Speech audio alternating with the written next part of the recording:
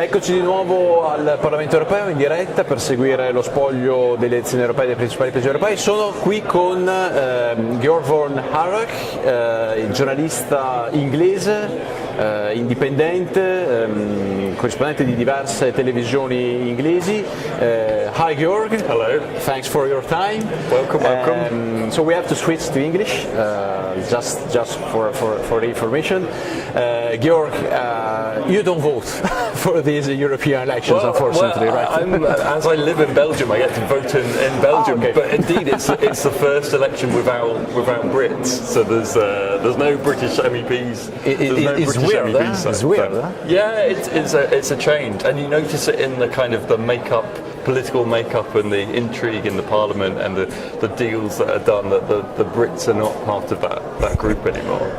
And do you miss a little bit as a people not to vote for the European Parliament? Well, it's, as you know, with Brexit, it's a controversial subject that's never quite gone away in the UK, and they generally British people don't prefer not to really talk about the EU, but they kind of know that it's going on in the background, and our nearest neighbours, the British nearest neighbours, are very heavily involved, so they're watching from afar this time round.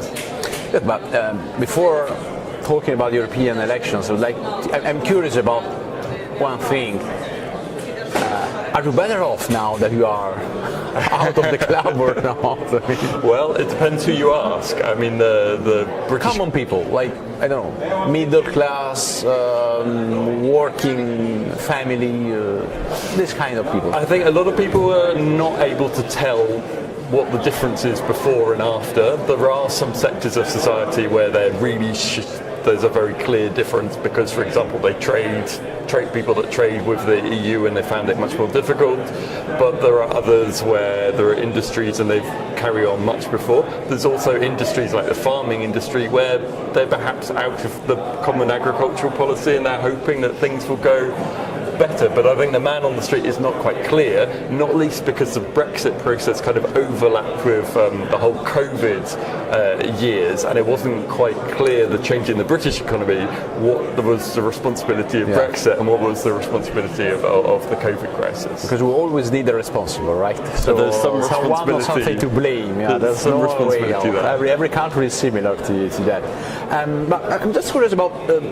Because you spoke about the farmers, because we had a lot of protests in Europe, with the farmers. Mm-hmm. Now that your farmers are out of the cap, so the PAC, we say in Italian, we invert the name. Are they better or not? Are they better off? I think to be seen. It's still very early days, but the British have come up with a whole different model of funding farming. It's not a huge block grant of money as it is in the common agricultural policy. The government is hoping it can do it cheaper, and farmers are hoping that they'll get a better deal out of it. But it's such early days, we're not really yet seeing the result of it. The results we are seeing already in farming is crops that haven't been picked in the summer because the UK was very reliant on migrant labour from European countries, and that labour now doesn't come in to work in the British fields.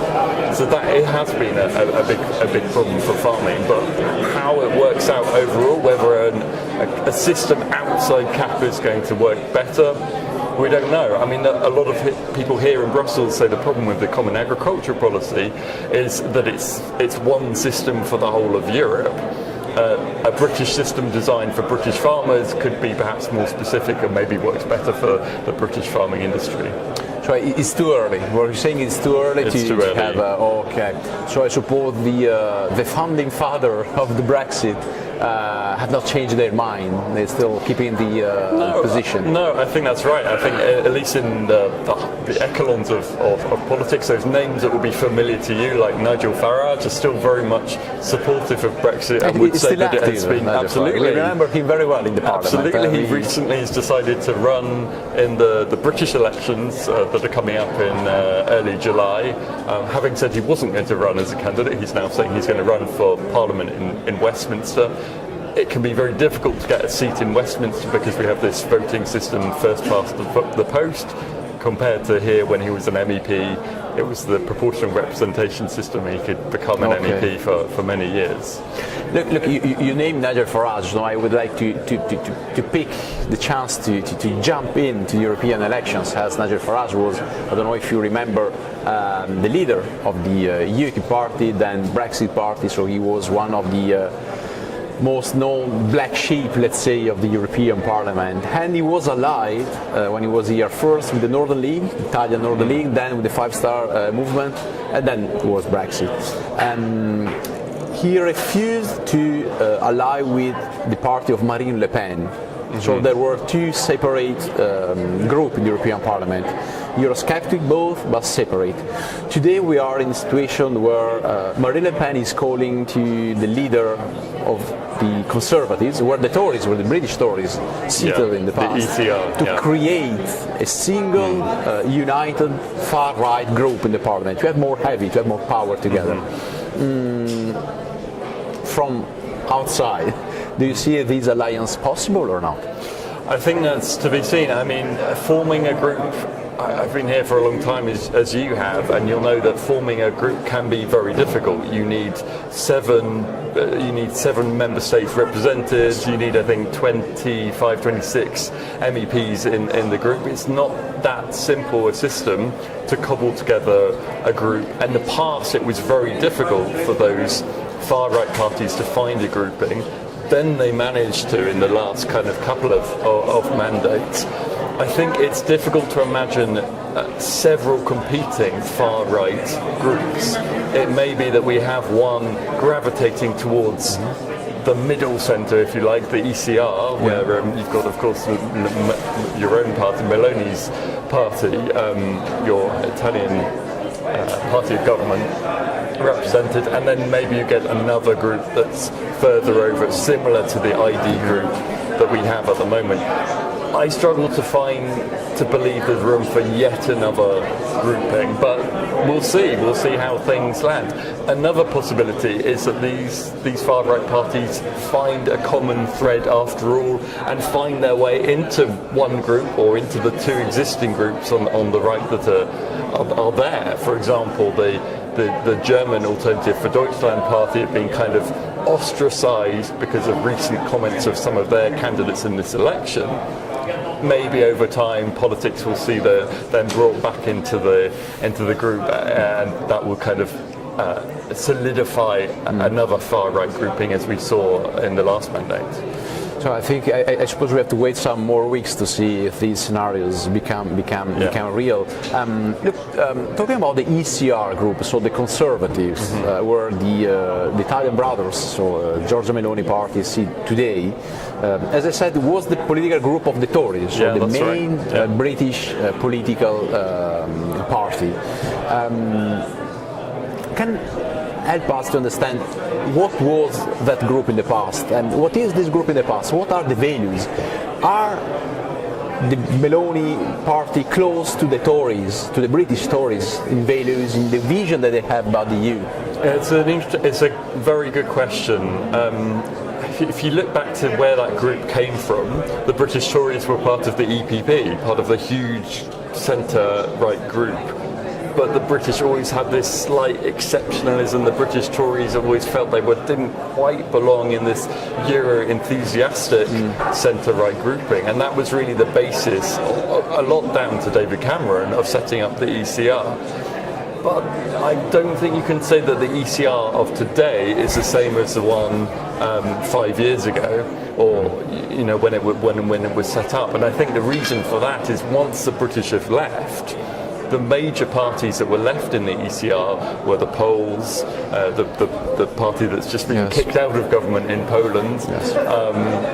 And I think you've seen that group shift further to the right since the British have left. So I'm not sure you could call it the same group as it was, even though it has some of those parties that were together with the British still in there today. In your opinion, are the Tories, as we say in Italian, sovranisti, so the national party, or is something that you don't use as a word in the UK? Yeah, I mean, so they are seen as very much a party representing the values of the United Kingdom. They like to see themselves as a union party. So in that way, yes, they're very much a national party. We don't have that kind of regional breakdown as you have in other countries, apart from, of course, in Wales, Scotland, Northern Ireland, where they have their own national interests. But yeah, the Conservatives would be seen as a nationwide party. Yeah. Good. Thanks very much. Thanks very much for your time. It is important for us to see the way we are from another point of view now, because now you are out of the club, so it's important for us. And then we are still close, by the way. Yeah? And the UK is not that far either. So thanks very much for your time. And, you're welcome. And good luck also for your elections, because let's remember that the UK, your Premier, Sunak, called for snap elections. That's right. The 4th of July, right? 4th of July. So you have the French elections kind of twin sandwiched around the British election. The first, Macron saying the first election will be the 30th of June, the second one on the 7th of July, in between the British one on the 4th of July. Yeah, so I think can change in a few dozens of kilometers actually. Yeah, many elections in just a few days. Okay, hope to see you again, and thanks very much. If you want to follow and know more about the UK politics and the European politics from a British point of view, follow Georg von Harrach on his social. And thanks very much again for your time, and let's have a little break. Andiamo in un attimo in pausa, ci vediamo tra poco.